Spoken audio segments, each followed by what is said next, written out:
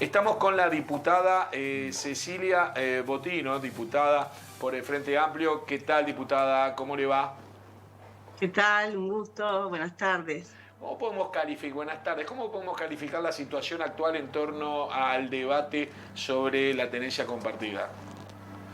Bueno, es una situación compleja, ¿no? Supuestamente lo íbamos a tratar hoy, el proyecto de ley. En definitiva, en principio se correría una semana más. No sabemos aún cuándo se trataría.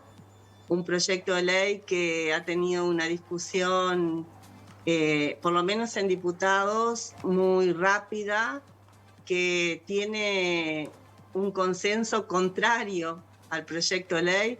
Han pasado 16 organizaciones de las más diversas índole, de la Facultad de Derecho, por ejemplo, la Cátedra de Derecho Procesal, el Instituto de Técnica Forense, la Cátedra de Derecho de Familia, de Derecho Civil, la Asociación de Psiquiatría Infantil, psicología infantil también, organizaciones de la sociedad civil organizadas en ANOM, bueno, diversas organizaciones, la Asociación de Magistrados, Defensores de Oficio, es decir, en realidad, no me quiero olvidar de ninguna, pero son 16 delegaciones que pasaron. UNICEF, nada más ni nada menos, la Institución Nacional de Derechos Humanos, que han dicho que esta ley en principio es innecesaria porque ya tenemos normativa en nuestro país que regula lo que esta ley pretende regular, y además es perjudicial para los niños, las niñas y los adolescentes. Entonces, la verdad que no encontramos motivos por los cuales quienes siguen impulsando este proyecto de ley podrían justificar el tratar de aprobarlo. Ustedes saben que UNICEF ya había se presentó 2 veces en nuestra comisión, en Constitución y Códigos en Diputados, y luego, a pesar de eso, como el proyecto avanzó, nos mandó una carta a todos los diputados advirtiéndonos los riesgos que corre Uruguay en caso de que este proyecto de ley se apruebe, porque los riesgos para nuestro país son muy importantes, porque Uruguay nuevamente podría ser observado a nivel internacional, porque este proyecto de ley significaría un gran retroceso en materia de derechos de la niñez y de la infancia. Diputada, es bien sabido que hay casos de denuncias falsas y que hay casos en los que los niños lamentablemente caen como rehenes de situaciones que involucran meramente a sus padres. ¿Cuáles son los puntos que se podrían cambiar o modificar, según ustedes, en esta ley para abarcar estas dos cuestiones? En realidad, denuncias falsas no hay registro, ¿no? Eso quiero dejarlo bien claro. Lo que sí hay, y lo han dicho quienes han concurrido y que impulsan este proyecto, es retraso en algunos procesos, sobre todo de revinculación parental. Lo que sí hay claro y está registrado, y la Suprema Corte de Justicia en algunos informes que se ha realizado por parte de algunos legisladores, y yo quiero ser enfática en esto para que ustedes tomen nota, porque tiene que ver con este proyecto. Cuando hay una separación de los progenitores, miren, ¿cómo se resuelve la misma? Hay 1.719 casos que se resuelven por ratificaciones de la tenencia. Es decir, los progenitores se ponen de acuerdo y se presentan al Poder Judicial a resolver de común acuerdo esta tenencia. 270 casos únicamente se presentan porque no hay acuerdos. Es decir, de 1.719 que se ponen de acuerdo, solo 270 no se pusieron de acuerdo. Y de esos 270 en que no hay acuerdo, solo 16 pasan a segunda instancia, es decir, a un tribunal de apelaciones. Son escasos los casos, solo 16, en que no llegarían a acuerdo los progenitores en un juzgado de primera instancia, en un juzgado de familia especializado. En visitas únicamente se trata de 557 casos donde un progenitor, no sabemos si padre o madre, pide visitas. Lo que sí es abrumador son los casos de juicios por pensiones alimenticias. En este caso son 2.381 casos que se tramitan en los juzgados especializados. Estos números que yo le doy es únicamente en Montevideo. Y reitero, por lo tanto, teniendo en cuenta los procesos en familia especializados, por eso nosotros decimos que el 97% de los casos de separación de los progenitores se resuelven amablemente y se resuelven estableciendo que puede ser ya la tenencia compartida, puede ser la tenencia alternada o puede ser la tenencia para uno de los padres y la visita para el otro.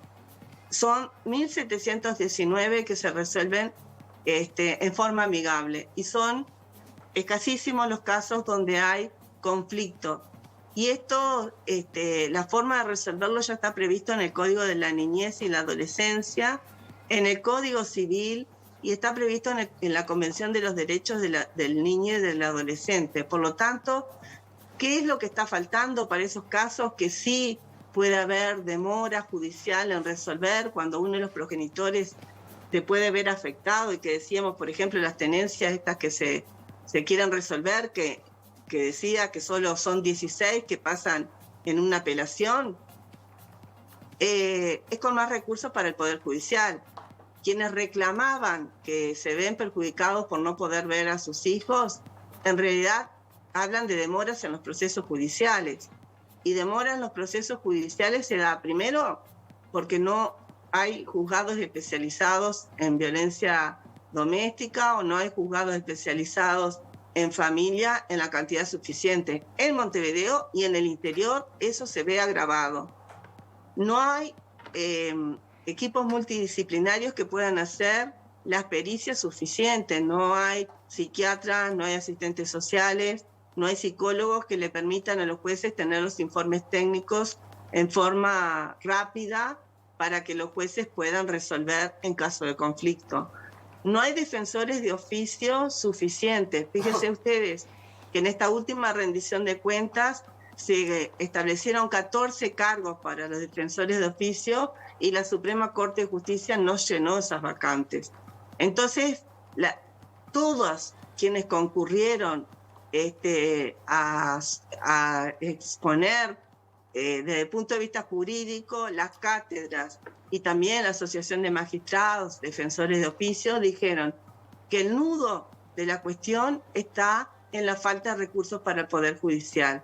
Entonces, si no resolvemos conceder mayores recursos al Poder Judicial, el cambio legislativo, que reitero, no es necesario porque ya están las normas previstas, no solo que no lo va a solucionar esta situación que se puede estar dando en escasos situaciones, que sí es cierta que puede haber demoras, sino que se pueden complicar más aún, porque esta ley tiene algunas situaciones que el Instituto de Técnica Forense, que es consultorio jurídico de la Facultad de Derecho, que es el que aplica, el que después enseña cómo se aplica el derecho que nosotros legislamos, estableció en cada uno de los artículos las complicaciones que va a tener esta ley. Entonces, en síntesis, la mayoría de las separaciones de los progenitores se producen en forma amigable. Por eso hablamos que se hacen por ratificaciones de tenencia, la inmensa mayoría. Las otras le siguen las tenencias en forma muy lejana y solo 16 llegan al juzgado, a los tribunales de apelaciones. Podríamos decir que solo esas 16 son las que son conflictivas y en algunas de ellas, las mayorías, es la que tienen problemas de violencia también. Tengo preguntas de mis compañeros también. Alberto Silva primero. Bueno, yo la quería sacar un poquito de este tema. Entonces por eso aguante pedí para el final. Perdóneme. Usted me dijo para el final por eso. Sí, justamente. Bien, entonces, perdón, Sí. Nadia, porque Jorge Robinski también tiene una pregunta. Jorge, te escuchamos. Diputada, yo escuché ayer al diputado Goñi que estuvo en el programa, ahora lo escucho usted. Se notan las diferencias pero quedé impresionado con lo siguiente. Usted dijo que es perjudicial para los niños y los adolescentes. Y eso puede ser, es perjudicial, pero a mí me gustaría saber en qué sentido es perjudicial. ¿Me entiende? Porque si no hay forma, el Poder Ejecutivo, el Poder Judicial, la tenencia, los padres que se ponen, pero ¿en qué es perjudicial? Y además usted afirmó que no solamente es perjudicial, sino que aparte ya hay legislación antes para evitar este tipo de problemas. Sí, básicamente hay dos artículos que son los perjudiciales y que si ustedes leen la carta de UNICEF los señala particularmente. Son los artículos 4 y 6 de esta ley. ¿Por qué? Hay un principio que es el principio de interés superior de los derechos de los niños y de las niñas y de los adolescentes, que nos tiene que guiar a los legisladores cada vez que legislamos sobre la niñez y la infancia. Este proyecto hace referencia al interés superior, pero lo pone en un mismo nivel que el principio de corresponsabilidad en la crianza. Y en realidad el principio de corresponsabilidad en la crianza es un principio para los adultos, no es un principio para la niñez.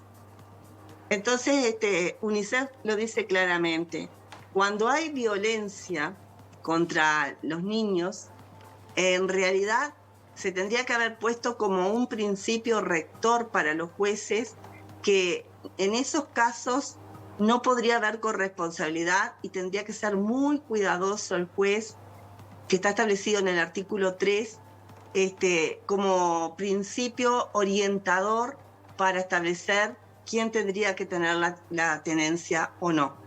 Y en este caso, este principio de violencia hacia los niños no está establecido expresamente. Esa es una de las objeciones que UNICEF establece, que no estaría establecido y no iría en función del interés superior de los niños. Otra cuestión que es muy grave es cuando hay medidas cautelares. Ustedes saben que el CIPIAP, que es el sistema que recoge las denuncias que hay de violencia contra los niños, tiene registradas el año pasado 7.035 denuncias, solo registradas contra los niños, las niñas y los adolescentes. Significa denuncias de 19 denuncias por día contra niños y adolescentes. Saben que hay 386.000 niños, niñas y adolescentes que están viviendo en hogares expuestos a violencia basada en género. Entonces, estas situaciones serían las que tendríamos que contemplar. ¿Y qué es lo que pasa? En estos casos se establecen medidas cautelares, quiere decir que son medidas precautorias por las cuales cuando hay una denuncia, lo que se hace es suspender precautoriamente, no definitivamente, en forma de prevención, las visitas a los efectos mientras se diligencia la prueba, proteger a los niños que están sufriendo esa violencia. En este caso, el proyecto de ley lo que establece es que no se van a suspender esas visitas, sino que por el principio de presunción de inocencia, esas visitas van a continuar. Y ahí hay un error muy grande que contiene el proyecto de ley, porque el principio de presunción de inocencia es un principio que rige para el derecho penal, pero no para el derecho de familia. El derecho de familia se rige por otros principios. Y los que tenemos que precaver es a los niños, que reitero, que son vulnerados. Y hay otra cuestión en que insisten, que estuvo hoy presente en la pregunta anterior que se me hizo, que se hace referencia a las denuncias falsas. En realidad pueden existir algunas denuncias y que si bien no están registradas, y en los países que hay registros son mínimas, donde en realidad puede haber indicios de que de no verosimilitud, lo que se reconoce en derecho como que no se tenga toda la prueba o que no sean de todo ciertas, ¿no? Pero en realidad lo primero que tenemos que hacer es proteger a esos niños, porque la mayoría de las denuncias de violencia no vienen precisamente de las madres. la mayoría de las denuncias de violencia hacia los niños vienen de los centros educativos, de los centros de salud y del INAU. No son precisamente las madres las que mayormente hacen las denuncias. Entonces, por el principio, reitero, precautorio, es peligroso que las visitas no se suspendan. Eso es lo que también remarca UNICEF como peligroso para los niños. Y el otro principio que se ve vulnerado es que se establece que se va a escuchar al niño, que es un derecho que ya está establecido del Código de la Niñez y de la Adolescencia, pero se dice que se va a tener en cuenta la voluntad reflexiva del niño. Y se está catalogando, se está tomando en cuenta, categorizando lo que es una voluntad, cuando los adultos no se nos dice cómo tiene que ser nuestra voluntad. ¿A qué se está refiriendo la voluntad reflexiva de un niño? En realidad el niño tiene que ser escuchado, oído, tomado en cuenta, cuáles son sus necesidades, sus apreciaciones, en forma libre, voluntaria, sin más consideraciones. Y este proyecto de ley que busca una cuestión que es válida, que es que los progenitores sean corresponsables en los cuidados, que no es la realidad actual, tiene que ser tenido en cuenta en cada caso en particular, ¿no? Y la tenencia compartida o la tenencia alternada, que son las únicas formas que prevé este proyecto de ley, muchas veces no es la situación ni la solución mejor para los niños y las niñas que están involucrados. Sí puede ser capaz para un adolescente que tiene la posibilidad de moverse o de resolver con mayor autonomía su situación en la familia. Está bien. Antes de ir a la pregunta de Alberto, simplemente como reflexión y como comentario, a mí lo que me llama la atención que en temas como estos, que son como mínimo discutibles, digamos, depende de cada uno lo que piensa, es como pasa con otras leyes, como puede haber sido la ley del aborto, estas situaciones, cómo terminan habiendo partidos políticos de un lado y del otro. Digo, ¿cómo puede ser que no haya, que cada uno no tenga un pensamiento, ¿no? Por lo general, me llama la atención eso, ¿no? No con este caso, muchos son los casos en que para mí son más allá de un hecho político, ¿no? Debería ser un tema de razonabilidad, de sentido común, de pensamiento personal. Sin embargo, como que terminan siendo trincheras partidarias y que a veces se ensucia el juego, me parece a mí. No sé si comparte esta visión, Cecilia. No, yo creo que acá tiene que trascender lo partidario. Claro. Por eso yo decía quienes en realidad nos han asesorado en contra de este proyecto, porque en realidad no tenemos asesoramiento a favor de este proyecto. Y va tendrían que leer ustedes, y creo que va a quedar claro en el debate, ojalá la gente siga el debate. Nosotros pretendemos que el debate en el plenario sea muy extenso, porque yo soy abogada, básicamente estoy hablando de los términos jurídicos, pero si ustedes escuchan lo que fue el informe de la asociación y la Sociedad de Psiquiatría Infantil, donde explica cómo un niño se va formando de los 0 a los 3 años, ¿no? Y lo que significa vivir situaciones de violencia, donde tenemos los informes también que de los más de 3.000 y pico de denuncias que hay de violencia de género, casi el 50% de los niños presencian esas situaciones de violencia doméstica. Y además, nadie discute que cuando hay violencia doméstica, aunque no sea directamente hacia los niños, repercute en forma directa sobre ellos. Entonces, las psiquiatras decían que puede haber, sí, demora en la revinculación con los padres y los niños, pero que esa demora, el daño que se le podía considerar a los adultos, siempre iba a ser menor que el daño que sí se le iba a causar a los niños que se estaban formando entre los 0 y los 3 años, esos niños que pueden estar sufriendo abusos, violencias, de los más diversos tipos. Entonces, si uno tiene a la Sociedad de Psiquiatría Infantil, si uno tiene a los asistentes sociales diciéndonos eso, si tienen a los psicólogos diciéndonos eso, reitero, más allá de lo jurídico, que desde el punto de vista jurídico realmente no resiste el menor tipo de análisis, es muy difícil poder sustentarlo. Por eso tendría que trascender los partidos políticos. Por eso digo mi sorpresa, pero no es en el único tema, ¿no? Hay otros temas también que deberían ir más allá, pero al final hoy en día es la norma. La política nos, ahí va, nos traspasa todo.